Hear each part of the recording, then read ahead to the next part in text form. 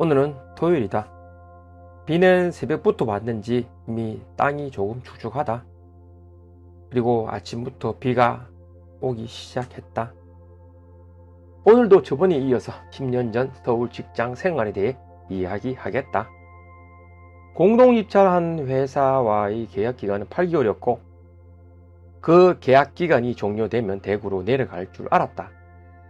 근데 그 시기에 사고가 하나 터졌다. 저번 영상에서 내가 다녔던 회사는 제주도에 본사가 있고 서울과 대구, 경북에 지사를 두고 있다고 했을 것이다. 대구, 경북은 그 당시 토질 기술사분이 대표로 있었고 제주도와 서울은 회사 설립한 분이 대표로 있었다.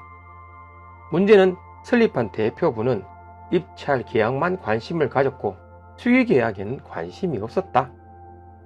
회사 설립한 대표는 입찰 계약은 선수금을 받을 수 있고 작게는 매력이 되기에 많은 돈을 받을 수 있다는 것에 현역이 되어 수의 계약을 하지 않았다. 그런데 이 입찰 계약이라는 것이 입찰이 돼야지 계약을 하는데 적게는 수십 명에서 많게는 수백 명이 입찰을 보기에 되기가 무척 힘들다. 그리고 아무리 제주도에 본사를 두더라도 일이 없으면 입찰을 할 수가 없다.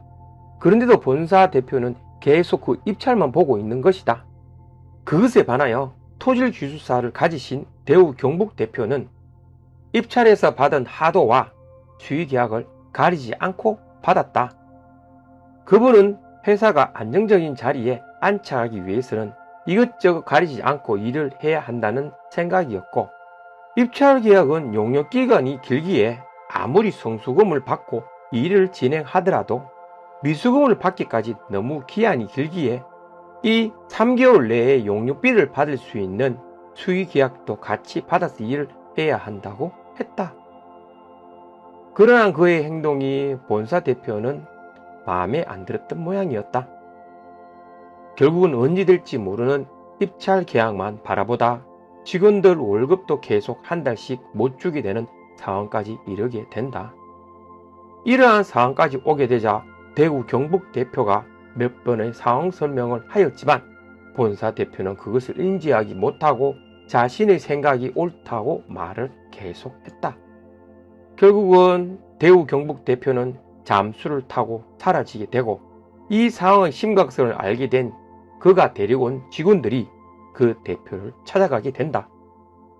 직원들은 그 대표를 설득하게 되고 그는 토질부 전체를 데리고 회사를 나와서 다른 회사를 만들게 된다. 결국은 대우 경북 대표가 사라지고 이곳의 직원들은 낙동강 오리알이 된다. 나 또한 마찬가지였다. 단지 대우 경북 대표가 입사를 시켰다는 것 때문에 나에 대해 적대시하는 것이 보였다. 심지어 그가 떠나고 본사 대표에게 충성할 것인지 아닌지에 대해 물어보기까지 했다. 회사는 무너져가고 직원에게 줄 월급도 없는데 자신의 생각이 옳다고 다른 직원에게 강요하는 것이 참 어이가 없었다. 나는 이곳에서 나가면 갈 곳이 없었기에 최대한 협조를 하겠다고 말을 했다. 그러나 어쩔 수 없는 상황이 있다. 주어진 자료가 적은데 더 만들어내라고 한다면 할 수가 없는 상황이다. 이것은 나를 퇴사시키려고 하는 그들의 모함이었고 한 사람 입이라도 줄이기 위해 예전 대표의 직원이라는 것 때문에 퇴사를 강요하게 된다. 어차피 언제 나올지 모르는 월급 그리고 회사의 비전이 없다고 판단하여 나는 회사를 나오게 된다. 무너져가는 회사를 잘 나왔다고 말하는 예전 직원도 있었다. 누구의 줄을 타려고 한 것도 작업을 하지 않으려고 한 것도 아니다. 줄을 탄다는 것 자체를 몰랐던 나. 그리고 자료가 부족해서 만들 수 없었던 나. 결국 내가 무엇을 잘못한 것일까? 이미 10년 전 과거 일이다 보니 미련을 가져봐야 지나간 것은 지나갔으니 아무런 소용이 없다. 그 미련에 사로잡혀 원망하고 책망한다면 앞으로 더 나아가지 못할 것이다. 그렇다고 그 일이 반복되지 않게 하는 것 또한 중요한 것이다. 우리의 인생은 하나뿐이고 과거를 돌릴 수 없기 때문이다.